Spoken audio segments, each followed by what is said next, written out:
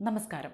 തികച്ചും അപരിചിതനായ വ്യക്തിയെ വോൾവർഹാംപ്ടണിലെ ഒരു പാർക്കിൽ വെച്ച് അതിദാരുണമായി കുത്തിക്കൊന്ന കേസിൽ 12 വയസ്സുകാർ കുറ്റക്കാരാണെന്ന് കോടതി കണ്ടെത്തി. ഷോൺ സീഷായ് എന്ന 19-കാരന് കാലിലും മുതുകിലും നെഞ്ചിലുമൊക്കെ കുത്തേറ്റിരുന്നു. അതിലൊരു കുത്ത് വാരിയലുകൾക്കിടയിലൂടെ ആഴത്തിലിറങ്ങി ഹൃദയത്തിലും ഏറ്റിരുന്നു. മൂർച്ചയുള്ള കത്തികൊണ്ട് തലയിലും ആഞ്ഞുവെട്ടി. അതിന്റെ ആഘാതത്തിൽ തലയോട്ടിയിൽ നിന്നും ഒരു കഷണം അസ്ഥി പുറത്തേക്ക് വരികയും ചെയ്തു. കഴിഞ്ഞ വർഷം നവംബർ 13-ന് ബിൽസ്റ്റണ് സമീപമുള്ള സ്റ്റോലോണിൽ വെച്ചായിരുന്നു മനുഷ്യ മനസാക്ഷിയെ ഞെട്ടിച്ച ഈ സംഭവം നടന്നത്. പ്രതികളായ 12-കാർക്കെതിരെ ഇരയായ യുവാവ് ഏതെങ്കിലും തരത്തിലുള്ള ആക്രമണം നടത്തുകയോ പ്രകോപനപരമായി എന്തെങ്കിലും പ്രവർത്തിക്കുകയോ ഉണ്ടായില്ല. ഇതിലൊരു പ്രതിക്ക് മേൽ അനധികൃതമായി മൂർച്ചയുള്ള ആയുധം കൈവശം വെച്ചതിനും കേസുണ്ട്.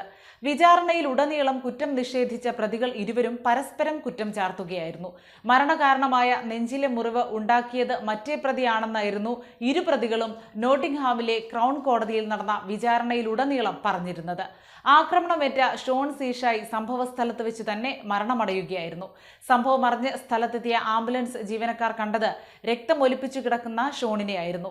പ്രാഥമിക ശുശ്രൂഷകൾ നൽകി ആശുപത്രിയിലേക്ക് മാറ്റാൻ ശ്രമിച്ചെങ്കിലും അതിനു മുൻപേ അയാൾ മരണമടയുകയായിരുന്നു.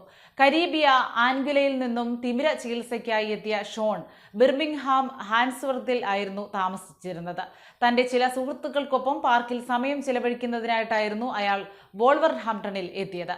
സുഹൃത്തുമൊത്ത് നടക്കുന്നതിനിടയിലായിരുന്നു പ്രതികൾ ഇവർക്ക് സമീപം എത്തുന്നത്. ഷോണിന്റെ തോളിൽ ശക്തിയായി തോൾ കൊണ്ട് ഇടിച്ചു. ഇതിനെ ചോദ്യം ചെയ്ത ഷോണിനെ അവർ കുത്തുകയായിരുന്നു. കുത്തേറ്റ ഉടനെ സുഹൃത്തിനോട് ഓടി രക്ഷപ്പെടാനായിരുന്നു ഷോൺ ആവശ്യപ്പെട്ടത്. അന്ന് വൈകിട്ട് 4:10 മുതൽ പ്രതികൾ രണ്ടുപേരും ഒരുമിച്ചുണ്ടായിരുന്നു. ഇവർ 12-കാരികളായ 2 പെൺകുട്ടികളുമായി കണ്ടുമുട്ടുകയും ചെയ്തിരുന്നു. അതിൽ ഒരു പെൺകുട്ടി കോടതിയിൽ പറഞ്ഞത് പ്രതികളിൽ ഒരാൾ എപ്പോഴും കത്തി കയ്യിൽ കൊണ്ട് നടക്കും എന്നായിരുന്നു. വിധി പ്രസ്താവിക്കുന്ന സമയത്ത് പ്രതികൾ കോടതിയിൽ ഉണ്ടായിരുന്നു. യാതൊരു പ്രതികരണവുമില്ലാതെ തികച്ചും ശാന്തമായിട്ടായിരുന്നു അവർ വിധി ശ്രവിച്ചത്.